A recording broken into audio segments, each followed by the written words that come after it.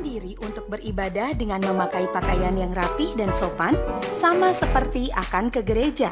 Lalu, duduklah dengan sopan. Jangan berbaring atau melakukan aktivitas lain saat berada di gereja. Tidak makan dan minum selama beribadah. Ikuti liturgi selama mengikuti ibadah, seperti waktu duduk dan berdiri, saat menaikkan pujian bersama, berdoa, dan saat mendengarkan firman Tuhan. Persembahan bisa diberikan dengan cara transfer atau memasukkan ke dalam sebuah amplop yang akan dibawa ke gereja pada waktu datang kembali. Ikuti seluruh jalannya ibadah live streaming hingga selesai. Siapkan hati, siapkan diri. Mari kita masuk ke dalam hadirat-Nya yang maha. Shalom.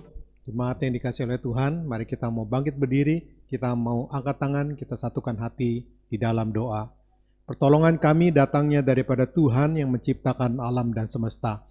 Kami ucap syukur dan terima kasih Tuhan untuk kasih dan anugerah yang Tuhan sudah limpahkan sepanjang minggu ini. Dan kami bersyukur pada pagi hari ini kami boleh sama-sama duduk diam, merendahkan diri untuk sama-sama bersekutu di dalam kasih setia yang Tuhan sudah limpahkan di dalam kehidupan kami. Mari Tuhan memberkati dan urapi semua daripada kami yang melayani dan semua kami yang mengikuti dalam ibadah online ini. Kami percaya Tuhan tetap ada bersama-sama dengan kami, melindungi, menaungi, dan memberkati kami semua. Karenanya ibadah ini boleh berjalan dengan baik dari awal hingga pada akhirnya atas pimpinan penyertaan daripada tangan Tuhan. Di dalam nama Tuhan Yesus Kristus kami sudah berdoa dan mengucap syukur. Haleluya. Amin. Shalom Bapak Ibu yang terkasih dalam nama Yesus Kristus Tuhan. Mari kita pagi hari ini sama-sama berada di hadapan Tuhan. Kita boleh menyembah dan meninggikan Tuhan. Oleh sebab itu mari sama-sama saya undang kita akan berdoa. Tuhan, di dalam nama Yesus Kristus kami bersyukur buat berkat-Mu pagi hari ini. Kalau kami semua ada semua karena pertolongan Tuhan.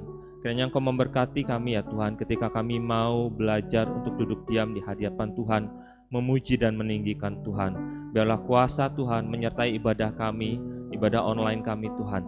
Dari awal, pertengahan sampai akhirnya Tuhan menyertai dan memberkati agar semuanya boleh berjalan dengan lancar. Kuasa Tuhan boleh ada di dalam hidup kami. Ketika kami dalam keadaan sulit, Tuhan menyertai dan menolong kami. Sehingga apa yang kami kerjakan, lakukan semuanya boleh baik dan benar Tuhan Yesus. Terima kasih. Kami mau serahkan ibadah kami Tuhan dari awal, pertengahan sampai akhirnya dalam kuasa Tuhan. Dan biarlah Tuhan menyertai setiap kami. Kami bersyukur buat berkat-Mu. Dalam nama Yesus kami berdoa. Amin. Haleluya. Haleluya Yesus.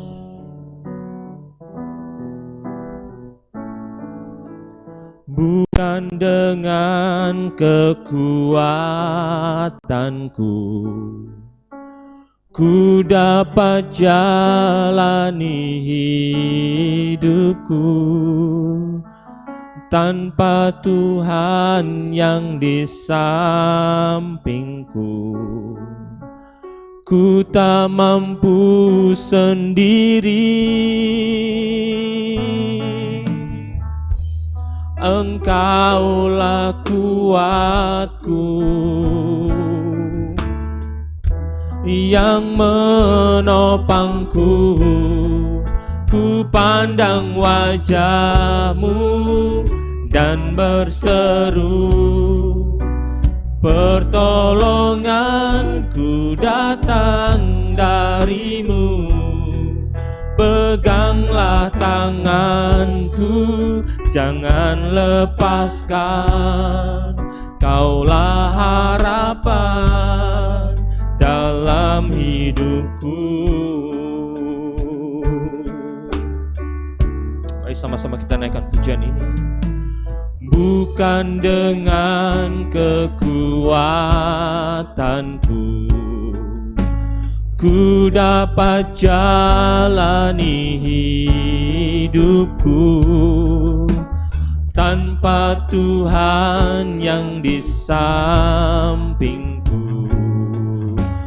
Ku tak mampu sendiri. Engkaulah kuatku yang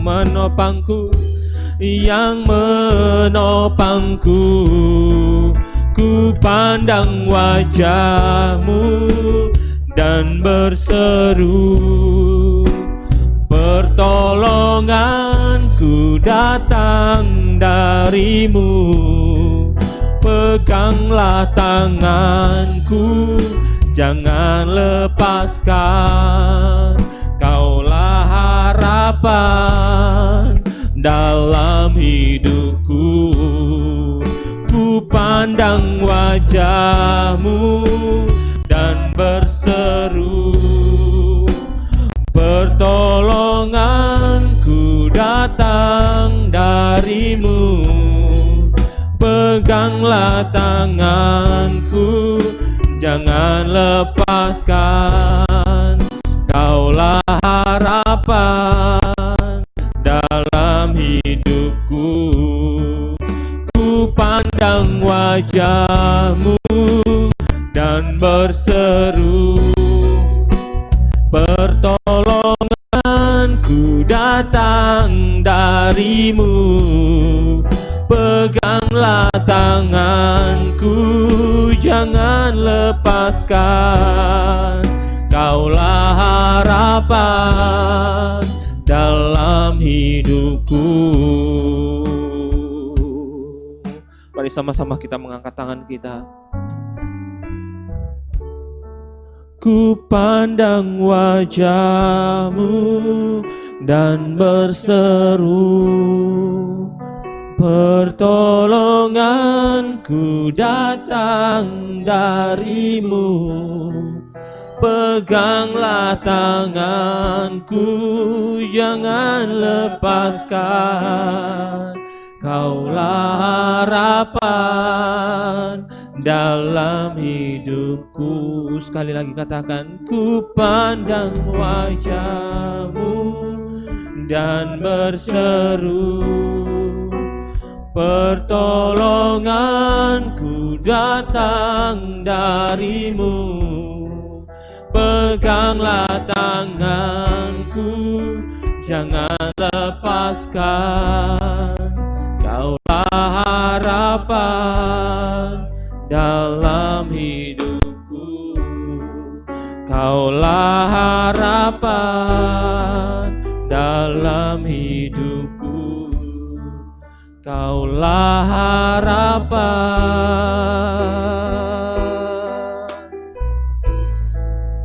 dalam hidupku.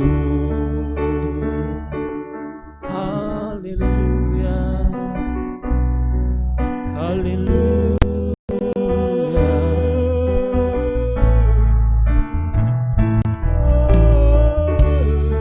haleluya. Syaralabalala. Oh haleluya, haleluya. Syabarabaralama syaralamalala. Kami bersyukur padamu Tuhan. Hadirat-Mu, hadirat-Mu Tuhan, berkati kami.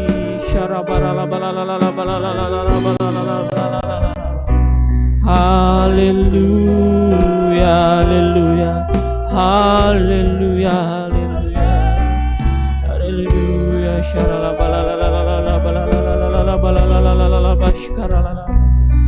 Haleluya, haleluya. Syaralabalala masyara.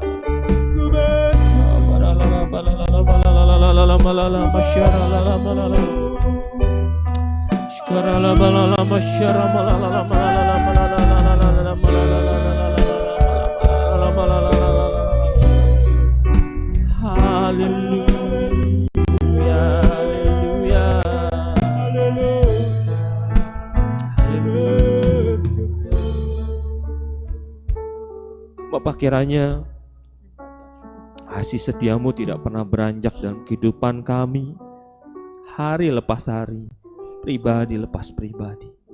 Engkau melihat segalanya yang ada dalam hati kami, dalam pikiran dan jiwa kami. Tuhan, Kau melihat segala kegelisahan kami, kesulitan kami, seru doa kami, tangisan kami. Bapa, hanya kepada Engkau kami boleh bersandar, hanya kepada Engkau kami boleh berharap bahwa Engkau pasti ada untuk menolong kami, bahwa Engkau pasti sanggup dan tangannya selalu dapat menolong, menopang kami Tuhan. Ketika kami berseru, kami percaya tangan-Mu menolong kami, tangan kuasa-Mu memberkati kami, menyembuhkan kami, menguatkan kaki kami yang goyah, sehingga dalam keadaan sulit kami yakin dan percaya Engkau selalu menyertai. Dan ketika Engkau berjanji Engkau menyertai dan memberkati, kami percaya bahwa itu akan segera terjadi dalam kehidupan kami. Kami akan menjadi pemenang, kami akan menjadi anak yang Engkau lindungi dan kasihi. Kami akan selamat dari semua ini ya Tuhan Yesus. Biarlah pujian ini Tuhan Yesus menjadi iman kami, pengakuan iman kami bahwa Engkau menyertai kami Tuhan. Haleluya. Haleluya Tuhan Yesus, Kau sungguh baik, Kau sungguh baik pada kehidupan kami. Ku pandang wajah-Mu dan berseru, pertolonganku datang dari-Mu. Peganglah tanganku, jangan lepaskan. Kaulah harapan dalam hidupku. Ku pandang wajah-Mu dan berseru, pertolonganku datang dari-Mu. Peganglah tanganku, jangan lepaskan. Kaulah harapan dalam hidupku. Kaulah harapan dalam hidupku. Sebab Engkau, Kaulah harapan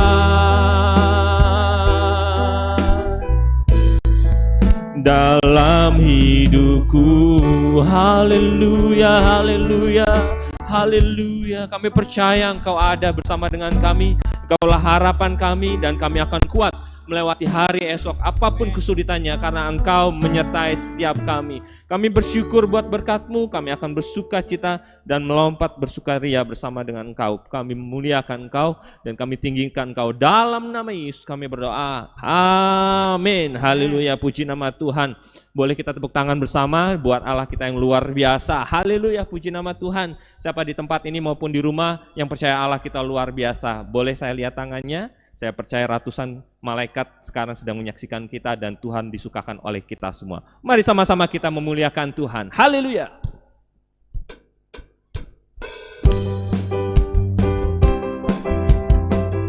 Kita akan lebih dari pemenang, saudara.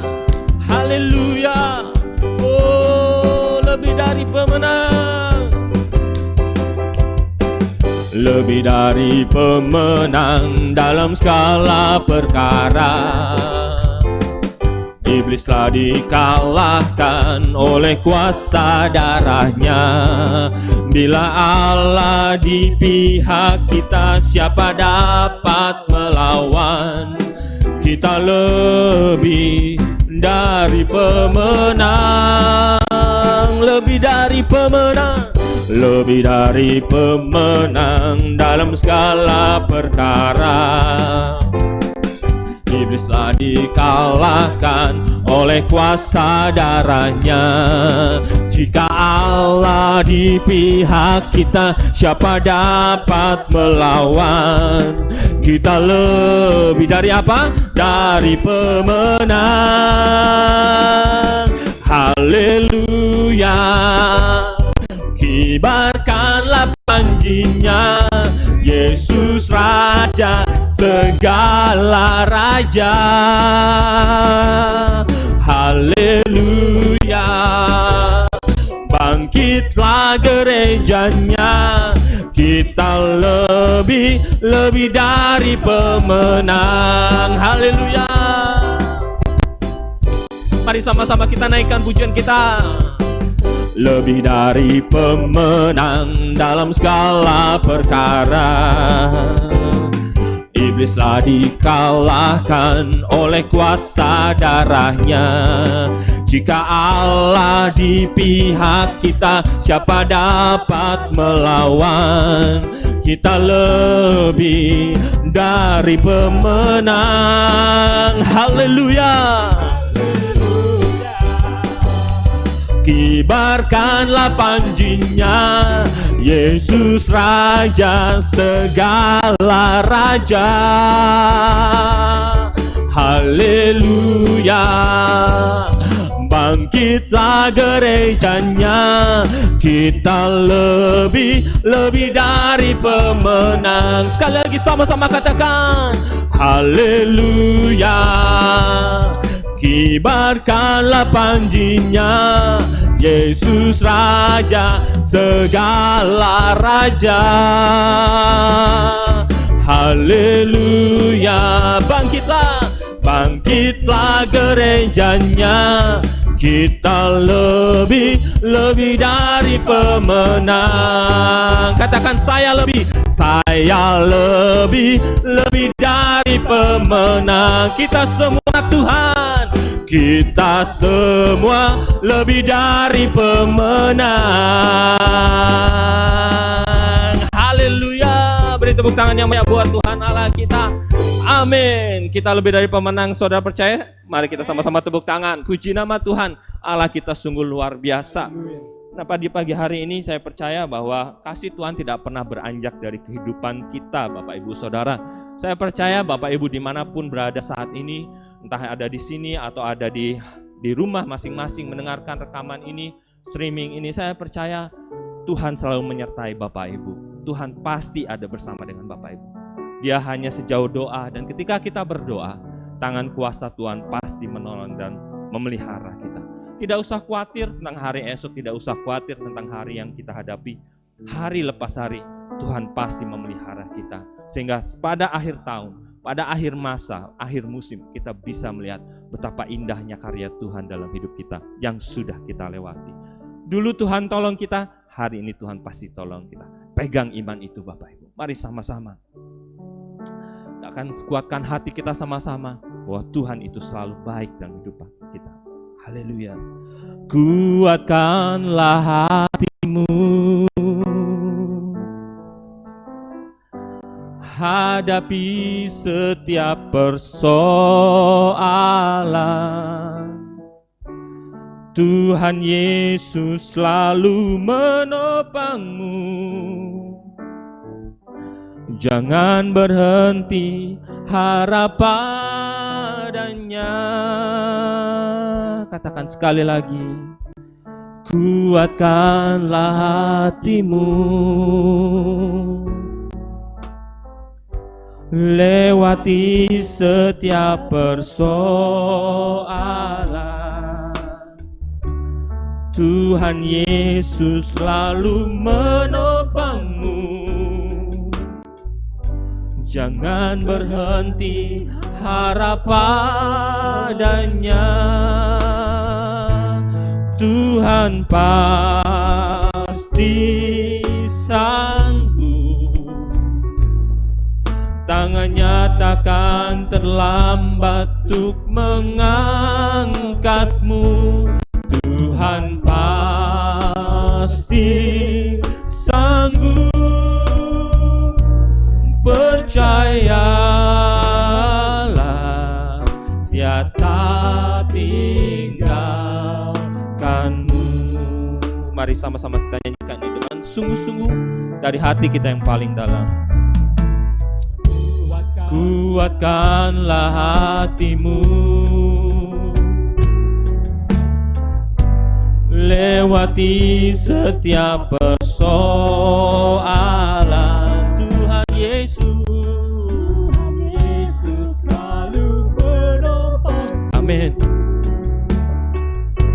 Jangan berhenti harap padanya. Dengan sungguh-sungguh katakan, kuatkanlah hatimu,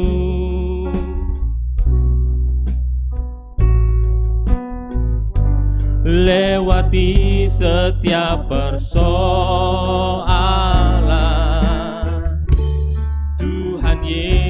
selalu menopangmu. Jangan berhenti harap padanya. Katakan sama-sama, Tuhan pasti sanggup. Tangannya takkan terlambat untuk mengangkatmu. Tuhan pasti sanggup. Percayalah, Dia tak tinggalkanku. Sama-sama katakan, Tuhan pasti, Tuhan pasti sanggup. Tangannya takkan terlambat untuk mengangkatmu. Tuhan pasti sanggup. Percayalah, Dia tak tinggalkanmu. Percayalah, percayalah, Dia tak tinggalkanmu. Dengan hati-hati sungguh-sungguh katakan, percayalah, Dia tak tinggalkanmu. Haleluya, haleluya. Dengan iman kami percaya bahwa Tuhan tidak akan pernah meninggalkan kami. Biarlah firman Tuhan yang sebentar kami akan dengar betul-betul menguatkan hati kami, bahwa Tuhan selalu bersama dengan kami. Apapun masanya, apapun yang kami hadapi, apapun rintangan, apapun kesulitan yang kami akan lewati, Tuhan, Kau selalu menyertai kami. Biarlah firman Tuhan menguatkan hati kami, menguatkan jiwa kami, dan memiliki iman yang teguh bersama Tuhan. Tuhan, kiranya Kau memberkati hamba-Mu yang akan menyampaikan kebenaran firman. Kiranya Engkau urapi hamba-Mu ini dengan kuasa Tuhan, sehingga apa yang dia katakan, apa yang dia sampaikan, semuanya berasal daripada Tuhan. Terima kasih ya Tuhan Yesus, kami serahkan pembawaan firman dan kami mau renungkan firman Tuhan. Dalam nama Yesus kami berdoa mengucap syukur. Haleluya. Amin. Shalom Bapak Ibu, hari ini firman Tuhan diambil dari Roma pasal 16 ayat yang pertama sampai ayat yang ke-16. Tapi saya akan bacakan ayat yang pertama sampai ayat yang ke-5 saja. Tulisan Rasul Paulus pada jemaat di Roma pasal 16 ayat yang pertama sampai ayat yang ke-5. Saya akan bacakan buat kita pada saat pagi hari ini. Aku meminta perhatianmu terhadap Febe, saudara kita yang melayani jemaat di Kengkrea, supaya kamu menyambut dia dalam Tuhan sebagaimana seharusnya bagi orang-orang kudus, dan berikanlah kepadanya bantuan bila diperlukannya, sebab ia sendiri telah memberikan bantuan kepada banyak orang, juga kepadaku sendiri. Sampaikan salam kepada Priscilla dan Aquila, teman-teman sekerjaku dalam Kristus Yesus. Mereka telah mempertaruhkan nyawanya untuk hidupku. Kepada mereka bukan aku saja yang berterima kasih, tetapi juga semua jemaat bukan Yahudi. Salam juga kepada jemaat di rumah mereka. Salam kepada Epenetus, saudara yang kukasihi, yang adalah buah pertama dari daerah Asia untuk Kristus. Nah Bapak Ibu, tema kita hari ini adalah He knows my name. Dia tahu setiap nama kita. Ada satu lagu lama Bapak Ibu yang dinyanyikan oleh Israel Houghton. Judul lagu ini adalah He Knows My Name. Ini juga adalah dibuat menjadi sebuah film dengan referennya begini. He knows my name, He knows my every dawn, He sees each tear that falls and hears me when I call. Lagu ini menceritakan bahwa Tuhan tahu setiap nama kita, bahkan Tuhan tahu setiap apa yang kita pikirkan, bahkan Dia mendengarkan, bahkan Dia menampung setiap air mata kita yang jatuh, bahkan Dia mendengarkan saat kita memanggil namanya. Nah, lagu ini juga bercerita tentang bagaimana Tuhan begitu tahu setiap nama kita, Dia tahu setiap panggilan hidup kita, dan Dia tahu apa yang terbaik buat kita. Hal ini juga yang disampaikan oleh Paulus di dalam surat di Roma. Paulus menyampaikan surat, bahkan menyebutkan nama-nama orang atau sahabat. Nah, kalau kita membaca di dalam Roma pasal 16 tadi Bapak Ibu, surat ini adalah bersifat ucapan syukur bahkan salam kepada orang-orang, bahkan sahabat-sahabatnya, rekan-rekannya di dalam melayani Tuhan. Dan ini juga menjadi teladan bagi orang-orang Kristen sampai pada masa kini Bapak Ibu. Nah, yang menarik kalau kita membaca di dalam Roma pasal 16 ini, Paulus ini punya pola melayani mirip seperti Yesus. Jadi pola pelayanan Paulus ini Bapak Ibu hampir mirip di dalam pola pelayanan Yesus. Di mana Paulus di dalam melayani, dia itu melibatkan beberapa profesi Bapak Ibu ya. Jadi orang-orang yang bekerja sama dengan dia melayani adalah latar belakang profesi yang berbeda. Bahkan dia juga Bapak Ibu melibatkan beberapa keluarga, termasuk tadi Aquila dan Priscilla. Bahkan dia juga melibatkan gender. Artinya bagi Paulus siapapun bisa melayani, profesi apapun bisa melayani, dari keluarga manapun bisa melayani. Ini melibatkan setiap orang-orang di dalam pekerjaan Tuhan. Nah, kalau kita melihat tadi sana Bapak Ibu adalah beberapa wanita disebutkan, di mana menonjol di sana Bapak Ibu ada Febe, ada Maria, ada Trifena dan Trifosa, juga ada Persis. Ini beberapa wanita yang bekerja sama, yang melayani, bahkan yang Paulus libatkan di dalam pekerjaan Tuhan. Bahkan juga ada beberapa pria di sana kalau kita membaca nanti Bapak Ibu. Ada Andronikus, ada Yunias, ada Apeles, ada Rufus. Bahkan di dalam ayat yang ketiga ada satu pasangan suami istri yang disebutkan hanya 3 kali disebutkan di dalam Alkitab, yaitu Priscilla dan Aquila. Nah, Bapak Ibu kita akan fokus 2 saja yang mau kita pelajari hari ini. Yang pertama adalah Febe. Saya berikan dia si wanita spesial. Mengapa saya katakan dia wanita spesial Bapak Ibu? Ternyata Febe ini kita melihat dia adalah seorang diaken yang diutus Paulus untuk melayani jemaat Tuhan di Roma. Ya, Febe ini mungkin nggak terlalu terkenal di kota Roma Bapak Ibu. Makanya Paulus menasihatkan mereka untuk mengingat Febe di dalam sebuah pelayanan. Dia seorang diaken Bapak Ibu ya. Di ayat yang pertama tadi begini di sana Bapak Ibu. Aku meminta perhatianmu terhadap Febe, saudari kita yang melayani jemaat di Kenkrea. Nah, rupanya Febe ini Bapak Ibu, dia melayani di kota Korintus. Ada satu desa bernama desa Kenkrea Bapak Ibu. Jadi sekitar 7 km dari pusat kota metropolitan. Nah, kita melihat di sini Bapak Ibu, metropolitan ini adalah kota Korintus yang sangat maju pada saat itu. Tapi ada satu desa namanya desa Kenkrea, di mana di sana adalah banyak orang-orang miskin, orang-orang yang kekurangan secara materi Bapak Ibu. Dan Febe dipercayakan di sana untuk menjadi seorang diaken melayani orang-orang Kenkrea Bapak Ibu. Tadi Paulus berkata bahwa aku meminta perhatianmu terhadap Febe, saudari kita. Nah, di sini dikatakan Bapak Ibu, saudari kita ini bukan cuma hanya saudari dalam Kristus. Nah, yang menarik di sini Bapak Ibu, selain kata saudari, dipakai di sini kata adelpe. Ternyata adalah si Febe ini adalah wanita yang istimewa bagi Paulus. Selain rekan pelayanannya, selain saudara Tuhan, tapi Febe ini adalah seorang wanita Kristen yang sangat dikasihi oleh Paulus.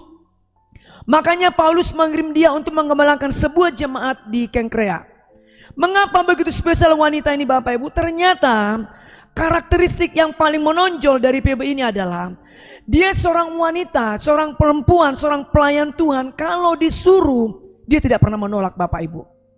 Ya, karakter yang menonjol dari Febe ini adalah dia kalau disuruh Paulus di dalam pelayanan, makanya ketika diutus ke Roma, dia tidak pernah menolak Bahkan kalau kita melihat Febe ini adalah seorang wanita, akhirnya dia tidak menikah, tapi dia benar-benar memberikan hidupnya untuk melayani Tuhan. Nah, yang menarik dalam beberapa tafsiran, Febe ini tidak pernah menjadi seorang wanita meskipun tidak menikah, dia tidak kesepian. Ya Bapak Ibu, bahkan hidupnya sangat efektif. Kenapa Bapak Ibu? Karena dia suka mengunjungi jemaat dan dia menganggap jemaat itu menjadi saudaranya. Itu yang menarik dari Febe ini. Dia seorang wanita yang memiliki karakter yang obedience. Dia kalau disuruh langsung tanggap gitu Bapak Ibu. Langsung cepat mengerjakan sesuatu. Itu yang membuat wanita ini spesial di mata Paulus. Yang kedua adalah karakteristik dari Febe ini adalah dia seorang wanita yang murah hati. Nah, Kenkrea ini Bapak Ibu adalah salah satu kota pelabuhan di mana rumahnya Febe ada dekat pelabuhan ini Bapak Ibu. Ya, jadi ada banyak orang-orang yang datang ke Korintus bahkan singgah melalui Kenkrea, dan Febe ini adalah seringkali membuka rumahnya, persinggahan para hamba-hamba Tuhan, pelayan Tuhan, bahkan jemaat yang dilayani untuk menumpang di rumahnya. Jadi dia adalah begitu murah hati Bapak Ibu, ya. Bahkan dia juga wanita yang rela berkorban. Seluruh hidupnya Bapak Ibu dia persembahkan untuk melayani Tuhan.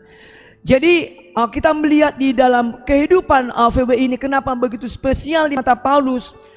Mengapa begitu Paulus mengingatkan jemaat di Roma supaya mereka memperhatikan Febe ini yang melayani Kenkrea, karena wanita ini begitu spesial dan dia begitu memiliki hati yang langsung melakukan segala sesuatu kalau disuruh melakukan pekerjaan Tuhan.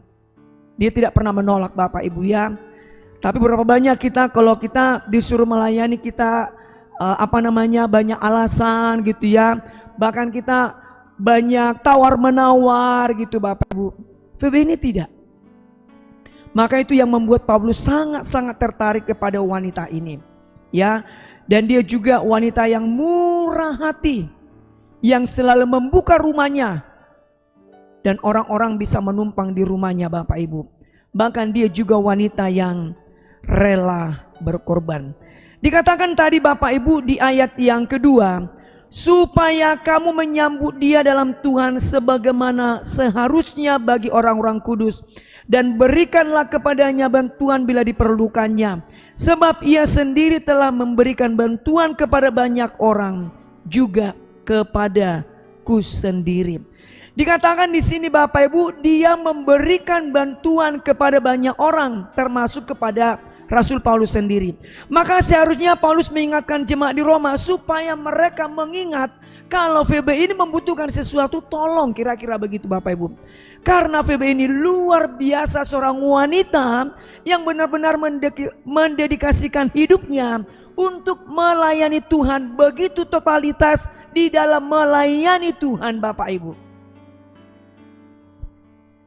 Dan dia seorang diaken yang diutus oleh Paulus untuk melayani jemaat kecil di Kenkrea. Bahkan perannya menjadi seorang diaken Bapak Ibu dihususkan oleh Paulus untuk menangani, ya, untuk mengelola, bahkan untuk menyalurkan berkat kepada orang-orang miskin. Dan Febe ini adalah mengelola semuanya itu, menyalurkannya kepada orang-orang miskin. Dan begitu dia efektif melayani, dan orang-orang miskin di kota Kenkrea begitu terlayani oleh seorang pelayanan Febe Bapak Ibu. Maka tadi saya katakan di awal, meskipun dia tidak menikah, begitu efektif hidupnya ya. Karena dia benar-benar memberikan hidupnya untuk melayani Tuhan. Bahkan dia tidak pernah merasa kesepian, karena dia rajin berkunjung kepada jemaat. Dan dia menganggap setiap jemaat yang dilayani Bapak Ibu, itu dia menganggap itu sebagai saudaranya. Maka sampai akhir hidupnya dia melayani Tuhan meskipun dia tidak menikah. Bagaimana dengan saudara dan saya Bapak Ibu? Saya yakin saudara dan saya adalah memiliki panggilan khusus di dalam kehidupan kita ya. Setiap kita punya panggilan yang berbeda-beda Bapak Ibu. Tidak ada panggilan kita sama. Tetapi apapun panggilan kita, apapun pelayanan kita, apapun profesi kita yang Tuhan percayakan bagi kita, kalau kita melakukan itu sungguh-sungguh kepada Tuhan Bapak Ibu, maka kita akan menjadi efektif. Lalu kemudian ternyata Febe ini juga adalah selain dia murah hati, dia obedience, dia juga suka berkorban Bapak Ibu. Tetapi yang menonjol di dalam kehidupan Febe ini adalah dia seorang wanita penolong Bapak Ibu. Dipakai kata di sana prostatis dalam bahasa Yunani. Nah, perannya dia adalah ternyata Febe ini adalah dia punya skill wanita yang cakap mengatur Bapak Ibu. Bayangkan ya, ternyata wanita itu punya karunia bisa mengelola dengan baik ya.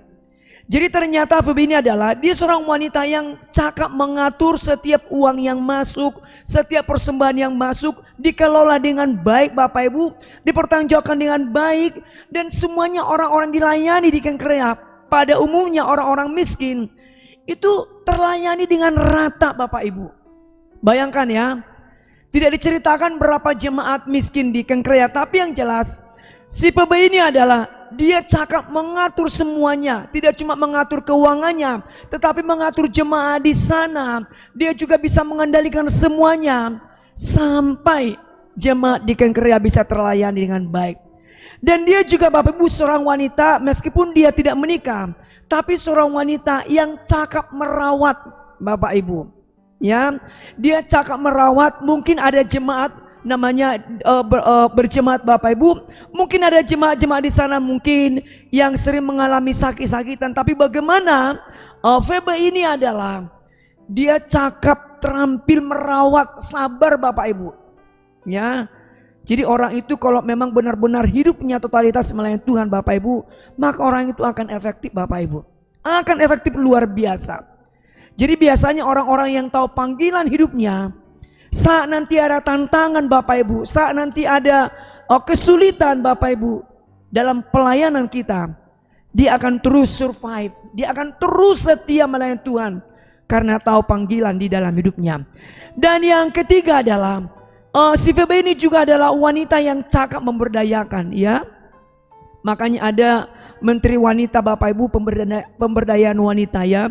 Ternyata juga Febe ini adalah seorang wanita, selain dia mengatur, merawat, tapi melibatkan jemaat di sana, beberapa wanita di sana, dan dia berdayakan Bapak Ibu. Sehingga jemaat-jemaat di sana yang dilayani oleh Febe sangat tertolong, dan mereka juga mengalami keterampilan dan mereka punya skill karena wanita ini, karena si Febe ini terampil di dalam memberdayakan mereka. Harusnya Bapak Ibu di dalam sebuah pelayanan kita bisa memberdayakan orang-orang yang kita layani Bapak Ibu ya. Nah, Febe ini adalah dia bukan wanita yang mengambil alih seluruh pelayanan, tidak. Tetapi dia memberdayakan wanita-wanita yang lain, jemaat yang lain, supaya efektif di dalam melayani. Nah Bapak Ibu, ada seorang Tuhan berkata ada 83 pelayanan bagi wanita yang dapat melayani dalam gereja. Nah ternyata Bapak Ibu kita melihat dari pola Paulus dalam melayani hampir mirip dari pola pelayanan Yesus dalam melayani. Tadi kalau kita membaca Yesus dalam melayani banyak juga melibatkan para wanita. Ternyata wanita yang melayani Tuhan kalau mereka sungguh-sungguh tahu panggilannya, mereka akan efektif di dalam melayani Tuhan Bapak Ibu. Ada 83 pelayanan bagi wanita dapat melayani dalam gereja. Seorang hamba Tuhan berkata, tapi beberapa aja saya sebutkan di sini. Yang pertama juga wanita juga punya karunia dikatakan di sini Bapak Ibu, mengunjungi orang sakit. Yang kedua adalah menjadi pemerhati. Yang ketiga adalah konseling pribadi. Yang keempat adalah guru sekolah minggu. Ya makanya banyak perempuan guru sekolah minggu Bapak Ibu ya. Karena wanita sangat-sangat biasanya lebih punya naluri keibuan, lebih sabar, lebih tekun Bapak Ibu. Maka wanita cocok juga menjadi guru sekolah minggu. Bahkan juga ada pelayanan musik. Bahkan juga wanita juga bisa terlibat dalam pelayanan drama. Nah konsumsi Bapak Ibu ya. Bahkan wanita juga bisa dipakai untuk memelihara gedung gereja. Ya, mengapa?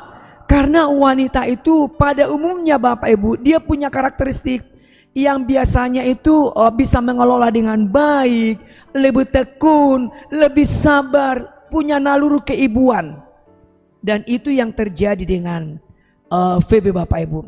Jadi mengapa dia menjadi wanita spesial di mata Paulus sampai Paulus mengingatkan jemaat di Roma supaya mereka menyambut Febe di dalam Tuhan sebagaimana seharusnya bagi orang-orang kudus, dan berikanlah kepadanya bantuan bila diperlukannya. Inilah yang membuat wanita ini spesial di mata Paulus, karena Febe adalah memiliki karakteristik dia adalah wanita yang taat.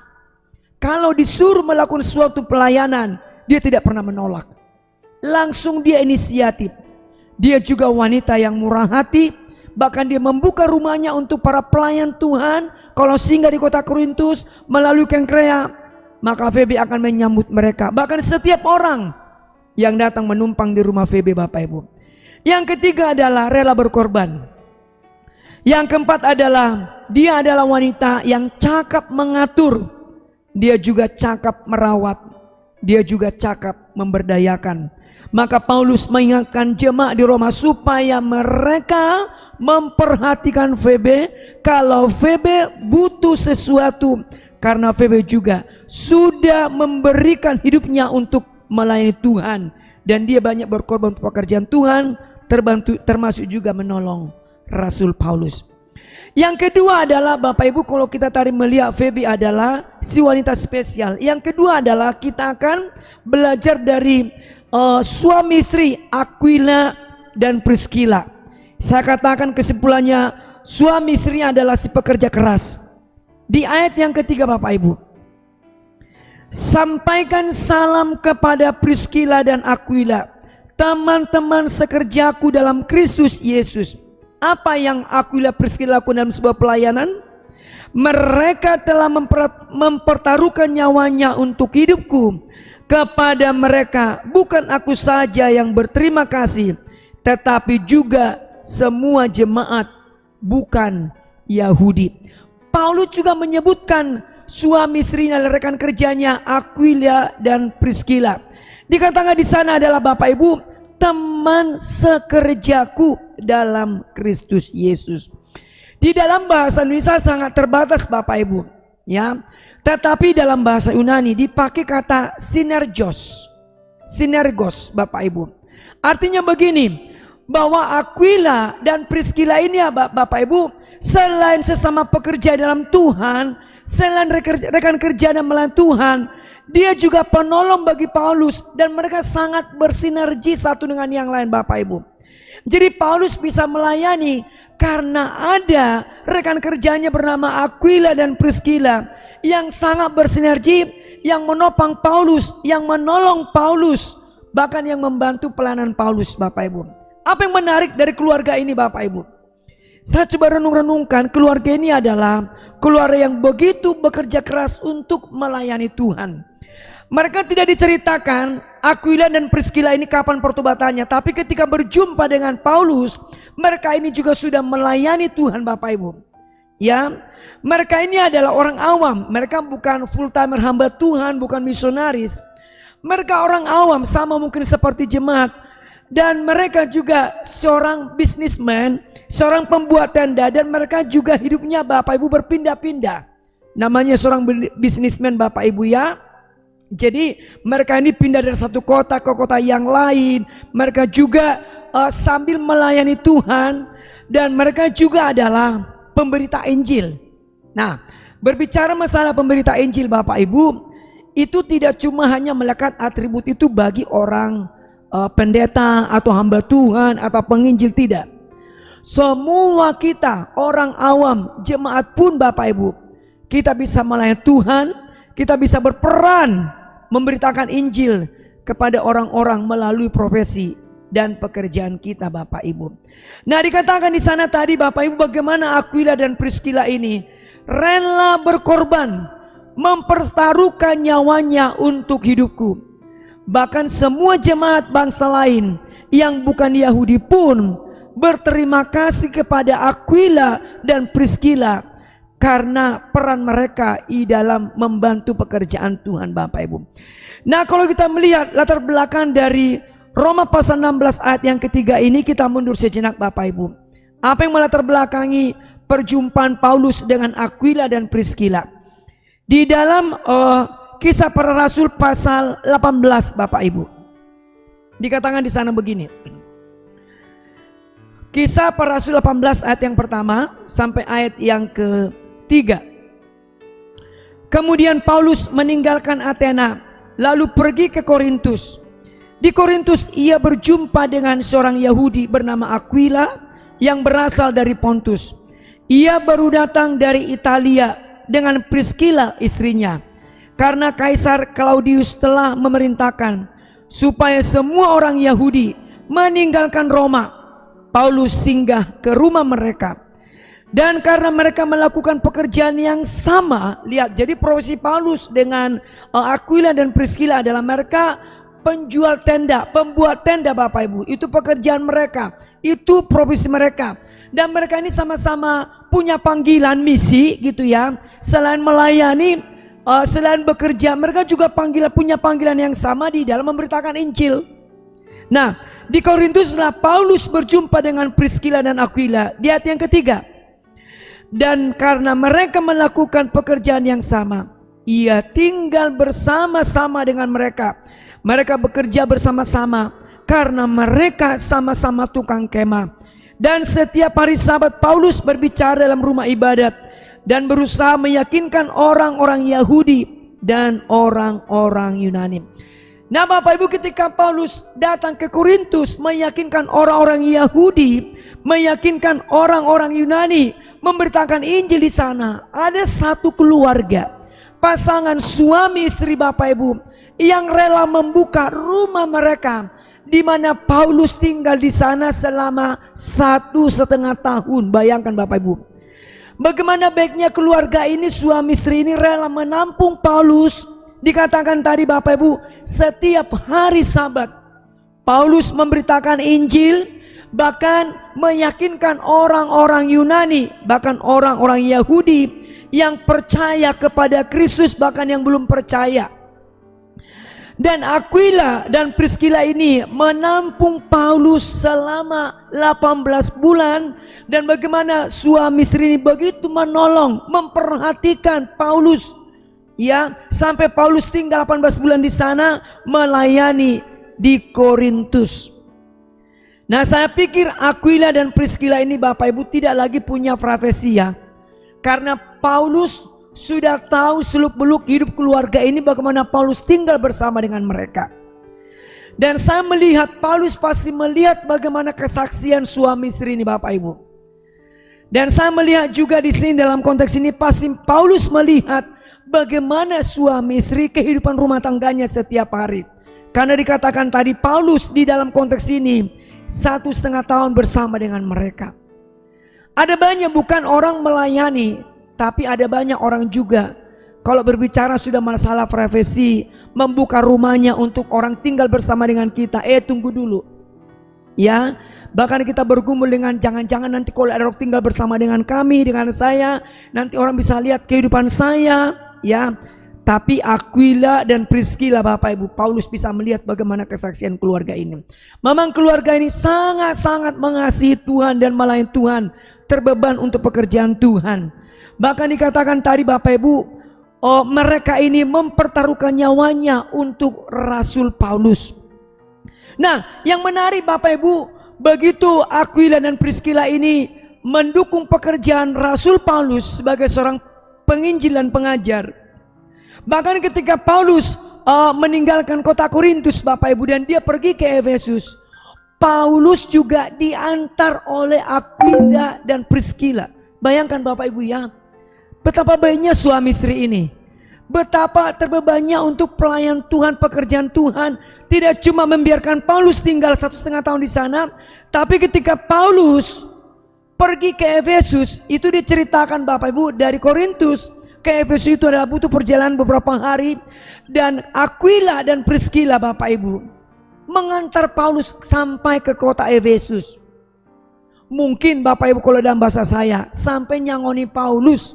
Bayangkan Bapak Ibu, udah tinggal 1,5 tahun bersama dengan mereka.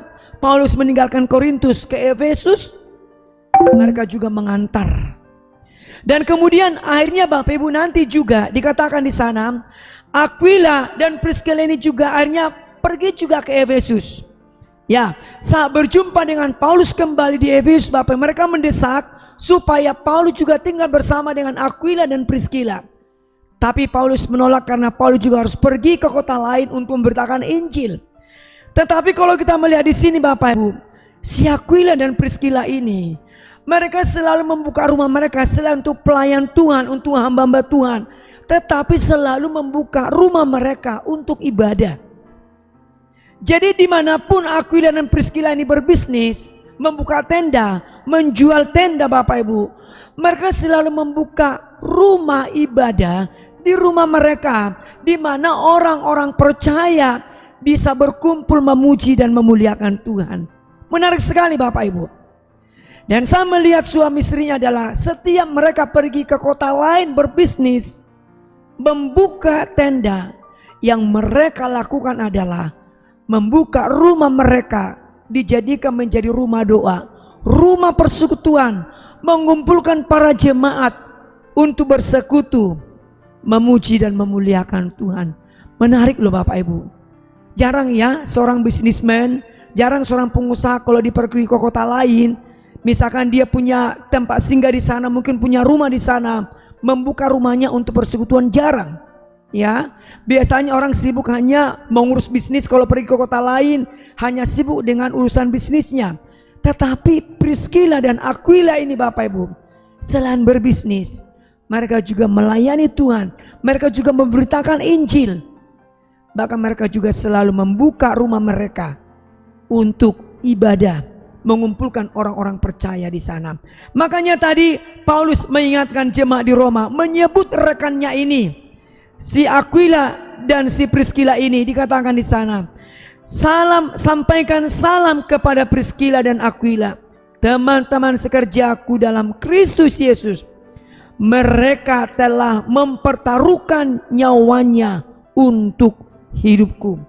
Bagaimana mereka ini adalah berkorban untuk Paulus, bahkan juga untuk jemaat-jemaat Kristen yang bukan Yahudi, ya, yang sudah bertobat, yang sudah percaya.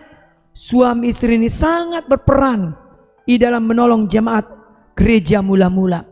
Mereka adalah pasangan suami istri yang berpindah-pindah. Dan hanya 3 kali disebutkan Paulus di dalam suratnya, yaitu di Roma, di 2 Timotius, dan bahkan juga di Kisah Para Rasul menyebutkan Priscilla dan Aquila.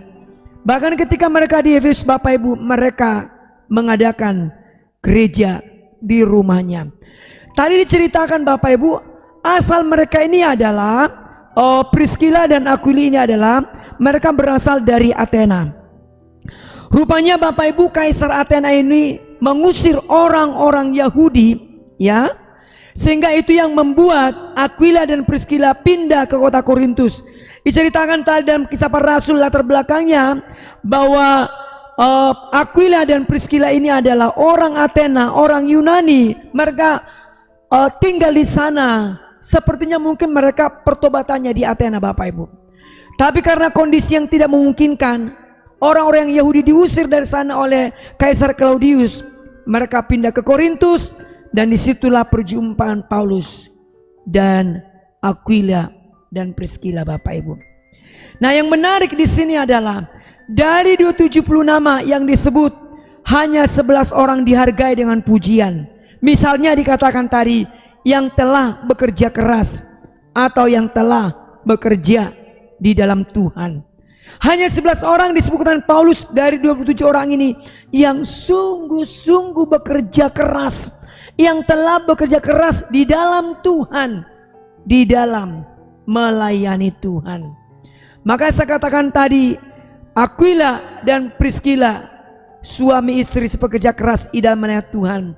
Mereka seorang bisnismen, mereka bukan seorang pendeta hamba Tuhan orang awam, tapi mereka rela berkorban, mereka pekerja keras, mereka buka rumahnya untuk beribadah, bahkan mereka juga pemberita Injil.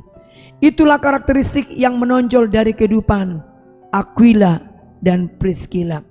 Di dalam Roma 12 ayat yang 11 dikatakan begini, janganlah hendaknya kerajinanmu kendor, biarlah rohmu menyala-nyala dan layanilah Tuhan. Ada satu ayat Bapak Ibu, setiap kita yang sungguh memenuhi panggilan Tuhan dalam hidup kita, kita bekerja keras untuk melayani Tuhan, ada mahkota kebenaran yang akan kita terima nanti Bapak Ibu. Oleh sebab itu Bapak Ibu, bukan sekarang kita menuai, saat kita bekerja keras memenuhi panggilan kita melayani Tuhan, bukan sekarang mungkin kita terima Bapak Ibu. Tetapi investasi kekekalan, ada satu mahkota kebenaran yang Tuhan berikan bagi setiap mereka yang sungguh-sungguh bekerja keras di dalam melayani Tuhan. Di dalam 2 Timotius 4 ayat yang ke-5 sampai yang ke-8 dikatakan begini, tetapi sabarlah menderita, lakukanlah pekerjaan pemberitaan Injil, dan tunaikanlah tugas pelayananmu. Sekarang telah tersedia bagiku mahkota kebenaran yang akan dikaruniakan kepadaku untuk Tuhan, hakim yang adil pada harinya, tetapi bukan hanya padaku, melainkan juga kepada semua orang yang merindukan kedatangannya. Bapak Ibu, ada mahkota kehidupan yang kita terima kelak kalau kita sungguh-sungguh bekerja di dalam melayani Tuhan. Dua yang saya sebutkan tadi dari Febe, bahkan Aquila dan Priscilla yang menarik. Hidup mereka sungguh-sungguh efektif melayani Tuhan karena mereka tahu panggilan hidupnya. Mereka rela berkorban untuk pekerjaan Tuhan. Saya tutup dengan satu kisah bernama Jim Elliot Bapak Ibu ya. Diceritakan di dalam kisahnya dia sewaktu dia di kampus, dia menulis di satu buku catatan hariannya sebelum dia berangkat menjadi misionaris ke Ekuador Bapak Ibu ya. Jadi Jim Elliot ini adalah dia seorang misionaris yang pergi ke Ekuador, Amerika Selatan, menjangkau suku Pukas ya Bapak Ibu ya. Nah, waktu dia di seminari Bapak Ibu, dia pernah menulis di dalam catatan harian dan ini ditemukan begini. Dapatkah semangat saya terbakar? Tuhan, bebaskan saya dari keadaan seperti asbes yang tak mau menyala. Mengguyur saya dengan minyak dari roh sehingga saya dapat terbakar. Nah, Jim Elliot ini Bapak Ibu, dia berkata di dalam buku hariannya, dapatkah semangat saya terbakar dengan minyak dari Roh Kudus sehingga saya bisa efektif dalam melayani Tuhan Bapak Ibu.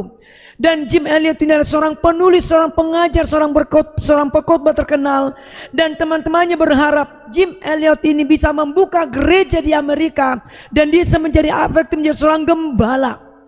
Tetapi suatu panggilan yang sungguh nyata dalam dirinya Bapak Ibu, sampai suatu saat dia pergi menjadi misionaris ke Ekuador, menjangkau suku Pukas Bapak Ibu.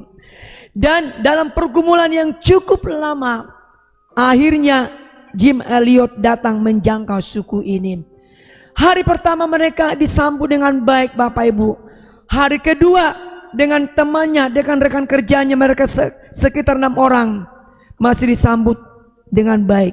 Hari ketiga mereka ditombak, dibunuh oleh kepala suku Pukas yang terkenal saat itu adalah suku yang sangat-sangat kejam. Kalau ada orang yang datang ke desa itu, maka kemungkinan tidak akan bisa hidup. Maka tidak ada pemberita Injil, penginjil yang sampai ke sana karena begitu ganasnya suku ini Bapak Ibu. Maka Jim Elliot Bapak Ibu saat itu ditombak dengan 6 rekannya. Dan diceritakan akhirnya terkenal di satu surat kabar di Amerika, 6 misionaris ini mati menjadi martir menjangkau suku yang ada di Ekuador. Yang menarik dalam kisah ini Bapak Ibu, istrinya Elizabeth Elliot, waktu dia mendengarkan suaminya sudah mati martir di sana Bapak Ibu ya, bahkan dengan 6 rekan kerjanya Bapak Ibu, Elizabeth ini ditinggalkan oleh Jim Elliot, anaknya berumur sekitar 8 bulan. Tetapi yang menarik Bapak Ibu, istrinya Elizabeth Elliot ini dan satu istri rekannya juga yang meninggal bernama bernama Rahel ya, pada Oktober 1958 Elizabeth bersama putrinya Valerie yang baru berusia 3 tahun dan temannya Rahel. Mereka kembali ke Pukas, ke Ekuador Bapak Ibu, untuk menjangkau kembali suku ini. Dan waktu dia mendengarkan suaminya dibunuh, dia terpukul, dia sempat marah Bapak Ibu. Tapi dia lepaskan pengampunan kepada suku ini. Dia memberikan anugerah kepada suku ini. Dan dia membawa anaknya Valerie 3 tahun kembali ke suku itu. Menjangkau kembali suku itu Bapak Ibu. Dan mengajak satu rekannya yang meninggal, suaminya namanya Rahel. Dan mereka diterima di sana. Dan itulah awal dari kehidupan Elizabeth. Bisa kembali membuka pintu penginjilan, berinteraksi dengan suku ini. Dan singkat cerita Bapak Ibu, salah satu yang membunuh suaminya, yang membunuh suaminya dalam menombak suaminya, akhirnya bertobat dan menjadi pendeta. Bahkan seluruh suku ini akhirnya menjadi percaya kepada Kristus. Nah, orang yang tahu panggilan hidupnya Bapak Ibu, maka orang itu apapun yang terjadi, kalau dia tahu visi hidupnya, dia akan lakukan itu. Sebesar apapun pengorbanannya, sebesar apapun tantangannya, dia akan terus bekerja. Dan dia akan terus efektif di dalam melayani Tuhan. Dan akhirnya Elizabeth ini kembali ke negaranya Amerika Serikat. Dan dia menikah Bapak Ibu, menjadi seorang penginjil. Dia baru meninggal sekitar tahun 2000-an Bapak Ibu. Ya, umur 88 tahun dia meninggal. Dan kemudian diceritakan di dalam kisahnya, mereka inilah yang membuka pekabaran Injil sehingga suku Pukas bisa bertobat, menerima Yesus sebagai Tuhan dan Juru Selamat mereka yang ada di Ekuador. Bagaimana dengan saudara dan saya? Mungkin Anda tidak terpanggil untuk melayani di ladang penginjilan, akan tetapi setiap orang Kristen dipanggil untuk masuk ke dalam suatu petualangan yang menyenangkan, yaitu memahami dan menjalankan kehendak Allah di dalam kehidupan kita.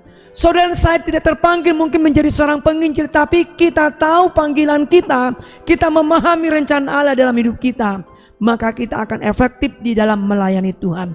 Apakah Anda seorang mencari kehendak Allah bagi hidup Anda? Inilah akar dari segala berkat bagi keluarga, pekerjaan, keuangan, persahabatan, pelayanan, dan kehidupan pribadi Anda. Kehendak Allah adalah yang terbaik.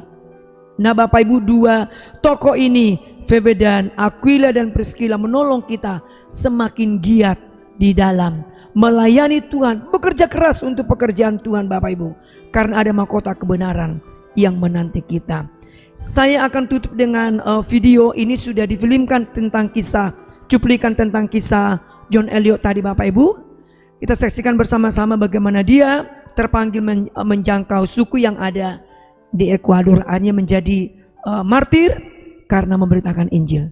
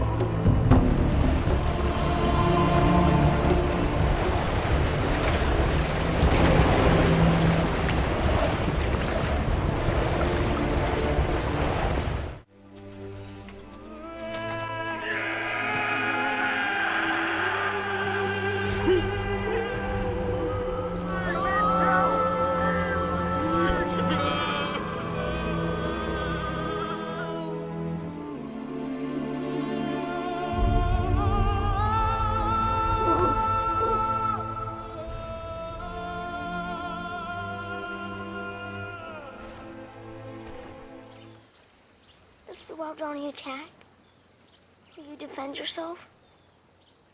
Will you use your guns? Son, we can't shoot the Waodani. They're not ready for heaven. We are. Promise me one thing. Just one. If you get in a jam, a real jam, promise me you'll say these words to them. What words? The Rob Downey words. They mean, I am your friend. Your sincere friend.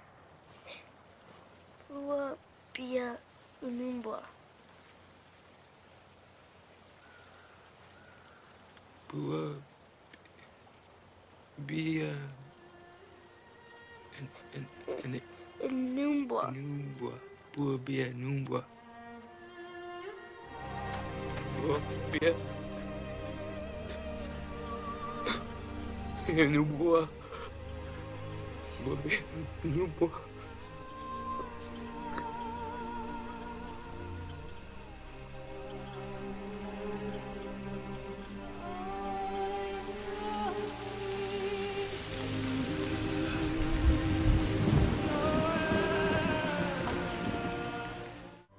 주님이 홀로 가신 그 길 나도 따라가오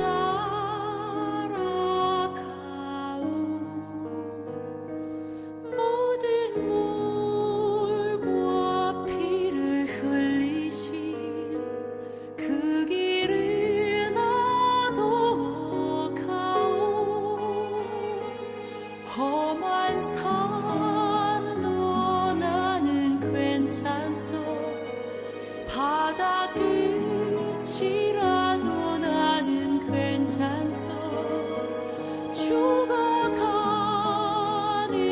저들을 위해 나를 버리길 바라오 아버지 나를 보내주오 나는 달려가겠소 목숨도 아끼지 않겠소 나를 보내주오 아버지 나를 보내주오 나는 달려가겠소 목숨도 아끼지 않겠소 나를 보내주오 세상이 나를 미워해도 나는 사랑하겠소 세상을 구원한 십자가 나도 따라가오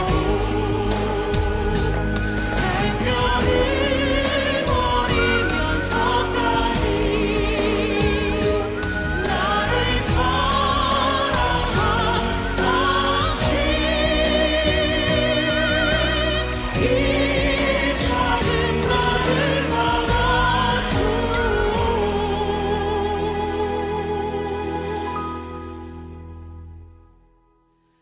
나도 사랑하오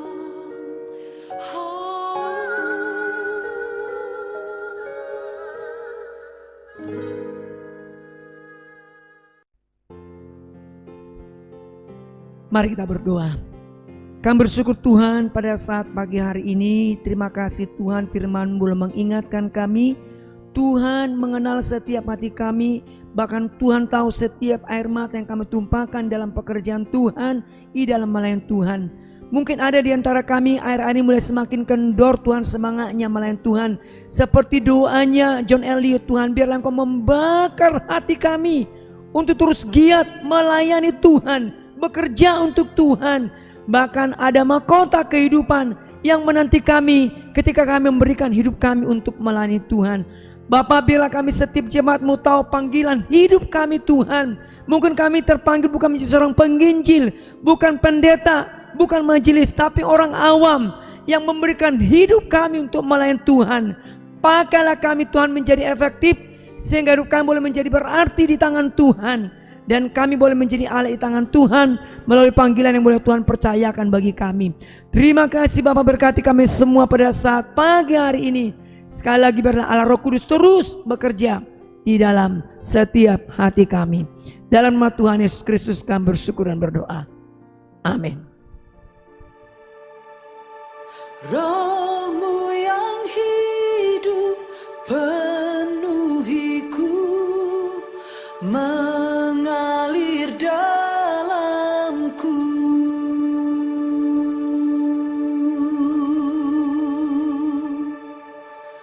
Jiwaku tenang bersamamu dalam naunganmu.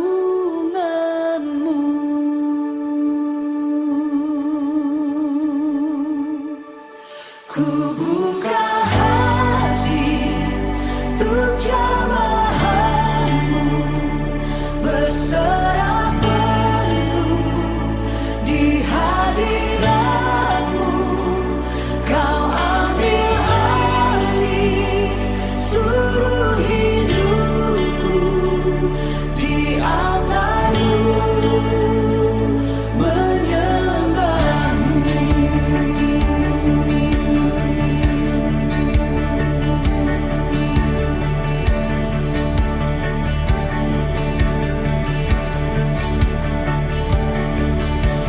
Roh-Mu yang kudus, pulihkanku. Engkaulah damaiku. Ku hidup oleh anugerah-Mu yang menyertai-Mu, yang menyertai. Mari jemaat, kita akan mengakhiri ibadah kita pada pagi hari ini. Saudara bisa mengangkat tangan, saudara bisa berdiri di rumah masing-masing. Kita satukan hati di dalam doa. Kami mengucap syukur dan terima kasih ya Tuhan untuk pimpinan serta penyertaan Tuhan untuk ibadah pada pagi hari ini dari awal hingga pada akhirnya. Kami bersyukur untuk kasih setia yang Tuhan sudah limpahkan dalam setiap kehidupan kami. Kiranya Engkau memberkati setiap daripada semua yang terlibat di dalam pelayanan ini, baik yang menjadi worship leader, para singer, pemain musik, maupun hamba-Mu yang Tuhan sudah percayakan untuk menyampaikan firman Tuhan, juga untuk seluruh jemaat yang sudah mendengarkan. Biarlah kiranya kasih setia Tuhan boleh melimpah di dalam setiap kehidupannya. Kami percaya berkat pimpinan daripada tangan Tuhan boleh ada di dalam setiap kehidupan mereka, dan ajar, tuntun kami untuk dapat mengikuti ibadah selanjutnya. Mari saudara-saudara, kita mau angkat tangan. Terimalah berkat daripada Allah Bapa dan kasih melalui anak yang tunggal, yaitu Tuhan Yesus Kristus, dan penyertaan di dalam persekutuan Roh Kudus yang akan memimpin, menyertai, serta membimbing kehidupan kita mulai saat ini sampai Tuhan Yesus datang kembali. Yang percaya sama-sama katakan amin. Saat ini sudah tiba kita di penghujung ibadah kita. Mari sama-sama kita undang hadirat Tuhan sekali lagi untuk menyertai dan memberkati kita selama 1 minggu ke depan, bahkan sampai selamanya. Saya undang sama-sama kita bangkit berdiri, kita akan menyanyikan pujian kita. Kiranya Tuhan memberkati aku berlimpah-limpah dan memperluas daerahku,